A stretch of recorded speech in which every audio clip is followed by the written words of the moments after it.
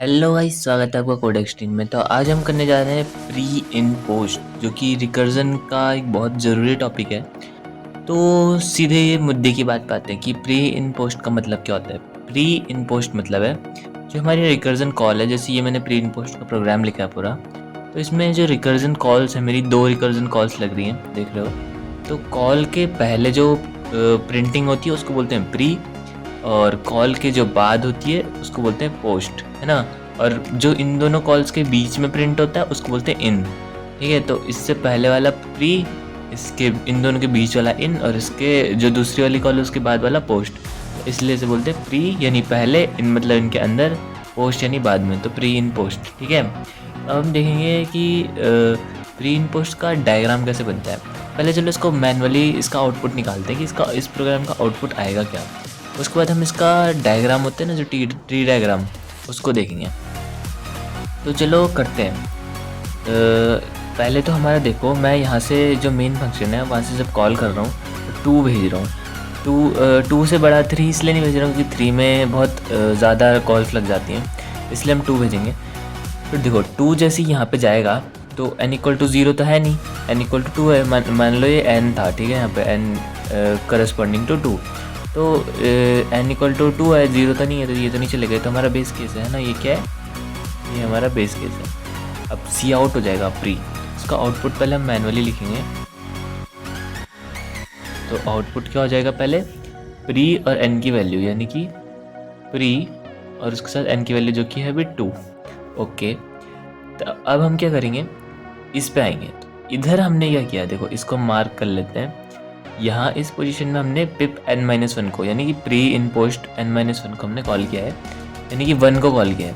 2 - 1 होता है। जैसे यहाँ पे 1 कॉल हुआ तो 0 तो होता नहीं है क्योंकि 1, तो सी आउट प्री 1, है ना। तो हमारा प्री एंड 1 प्रिंट हो जाएगा। नेक्स्ट हमारा पिप 1-1 कॉल होगा। देखो ये ऐसे करने में थोड़ा हार्ड लग रहा होगा, ट्री डायग्राम से करेंगे तो इतना हार्ड नहीं लगेगा। तो 1-1 जैसी कॉल हुआ तो ये 0 यहाँ पे आएगा।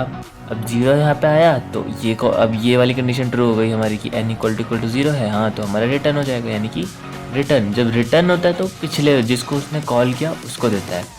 तो रिटर्न किसने किया था, इसने किया था, 1 ने किया था रिटर्न उसको, है ना। ओ सॉरी, कॉल किसने किया था, 1 ने कॉल किया था, अभी तो 1-1 0 गया था। तो ये वाली जो हमारी कॉल हुई थी वो पूरी हो गई, इसका मतलब। अब जैसे ये पूरी हुई, 1 का केस चल रहा है अभी, 2 का नहीं, ठीक है। देखो 1 का केस चल रहा है, जैसे ये पूरी हुई तो इधर आ गए हम, सी आउट इन। हमने क्या किया, इन को सी आउट कर दिया, एंड एन की वैल्यू क्या है इस केस में, 1, इसको भी प्रिंट कर दिया। अब सिमिलरली क्या होगा कि यहाँ पे भी हमारा 1 को भेज देगा कॉल करके, तो 0 को भेज देगा, यानी तो 0 यहाँ पे गया तो फिर से रिटर्न हो गया। रिटर्न हुआ तो वो ये तो एंड हो गया। इसने फिर वापस किसको भेजा, 1 को। इसने बोला 1 को कि हमारा कॉल हो गई है पूरी, तो आगे बढ़ सकते हो। फिर हम बढ़ गए आगे और यहाँ गए पोस्ट में, तो हमने प्रिंट कर दिया है क्योंकि यहाँ पे तो पोस्ट 1 प्रिंट हो चुका है। अब क्या होगा, क्योंकि ये पूरा हो चुका है फंक्शन, तो हमें जो फंक्शन जब पूरा होता है या रिटर्न होता है तो वो कहाँ जाता है, जिसने उसको पिछली कॉल करी थी वहाँ जाता है। तो इसको किसने कॉल किया था, 1 को 2 ने कॉल किया था, और वो 2 मैंने मार्क करा है यहाँ पे। यहाँ पे हमारा 2-1 कॉल हुआ था आखिरी बार। तो अब क्योंकि 1 का इस वाले कॉल में जो 1 हुआ था उसका काम पूरा हो चुका है, तब ये आगे बढ़ेगा हमारा 2 के साथ। ठीक है, तो 2 हमारा आगे बढ़ा तो हमने सी आउट क्या कर दिया, इन 2। तो यहाँ पे हमारा प्रिंट होगा इन और 2। ठीक है, अब अगेन यहाँ पे क्या होगा, देखो यहाँ पे हमने फिर से 1 को कॉल कर दिया है, 2-1 यानी 1 को कॉल करा है। अब 1 फिर से यहाँ जाएगा, अब 1 यहाँ पे गया तो n=0 तो है नहीं, तो फिर से अब प्री और 1 प्रिंट होने वाला है। प्री एंड 1 हमारा प्रिंट हो गया। अब 1-1 जैसे हमने पहले किया था वो 0 होता है, तो वो रिटर्न हो जाएगा, तो ये तो ख़त्म हो जाएगा सीधे ही। फिर हमने इन सी आउट कर देंगे इन और 1 को, तो हमने इन और 1 को सी आउट कर दिया। अब फिर से क्या होगा, 1-1 0 हो जाएगा, वो रिटर्न हो जाएगा, ये हमारा ख़त्म हो जाएगा फंक्शन, है ना। कॉल सॉरी, ये कॉल हमारी डायरेक्ट एंड हो जाएगी। फिर हमारा पोस्ट 1 हो जाएगा, ठीक है, पोस्ट 1 हो गया। अब क्योंकि 1 फिर से एंड हो चुका है हमारा फंक्शन इस 1 का, तो जिसने इसको पिछली कॉल करी थी उस पे जाएगा। तो पिछली कॉल किसने करी थी? 2 ने करी थी।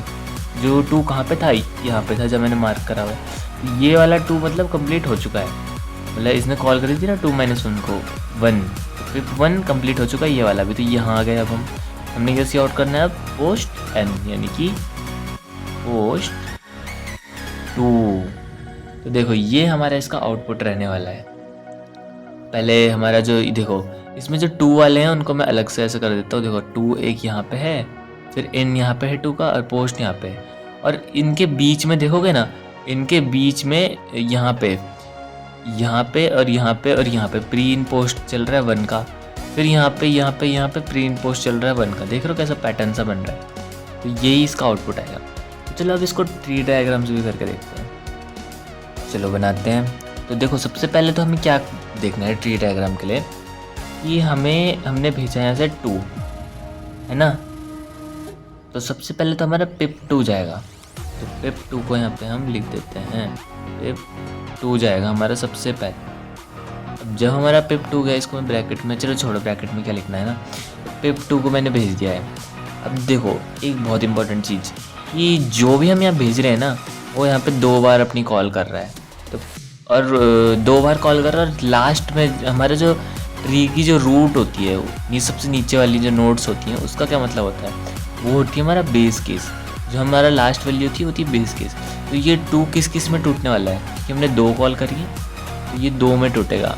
तो और दोनों सेम रहेंगी, ये बात भी ज़रूरी है। ये टूटेगा पिप 1 में, और ये भी टूटेगा पिप 1 में। और ये हमने तोड़ के देखा भी है अभी, तो हमें डाउट भी नहीं होना चाहिए कुछ खास, है ना। और होगा तो पूछ लेना। तो 1 और 1 हमने कॉल कर दिया।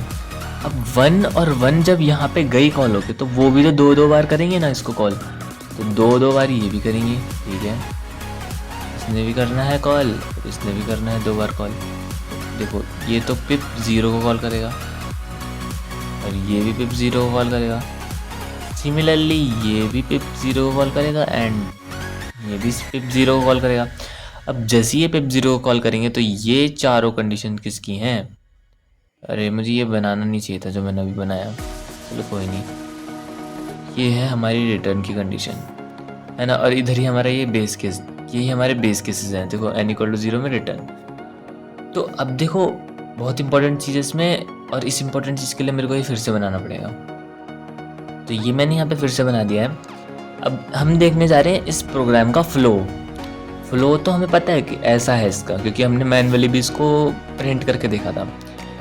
अब देखो फ्लो कैसा रहेगा। देखो इस ट्री डायग्राम में हम जो ये प्रिंटिंग स्टेटमेंट्स हैं इनको तो स्किप कर देते हैं, बस हम कॉल्स लिखते हैं। देखो फ्लो हमें पता है कि कैसा होता है। हमारे ट्री डायग्राम में कुछ इस तरीके का फ्लो होता है। पहले यहाँ से जाता है यहाँ, और अगर ट्री डायग्राम का फ्लो नहीं पता या फिर ट्री डायग्राम के बारे में नहीं पता, कोई वीडियो देख लेना किसी की या मेरी देख लेना। तो ये पहले इसको पूरा करेगा। ये हमारा जो रिकर्जन होता है वो पहले एक चीज़ को पूरा करता है।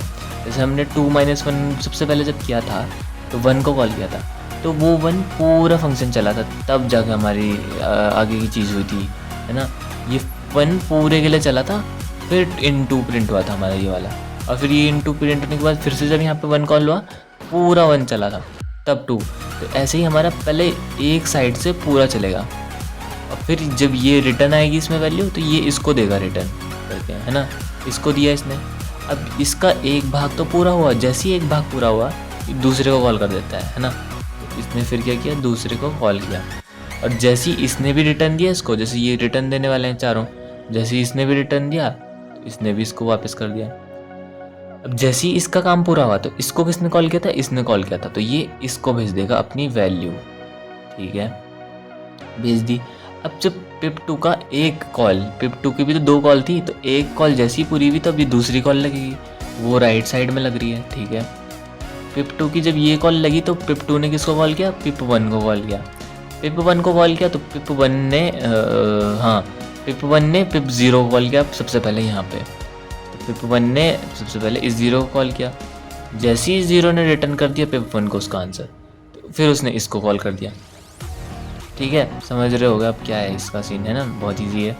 तो इस पिप 0 को कॉल कर दिया, और अब ये पिप 0 भी किसको दे देगा अपनी वैल्यू, पिप 1 को। वैल्यू कुछ नहीं देने वाला क्योंकि इसमें सिर्फ रिटर्न है, वो मैं बस बोल रहा हूँ।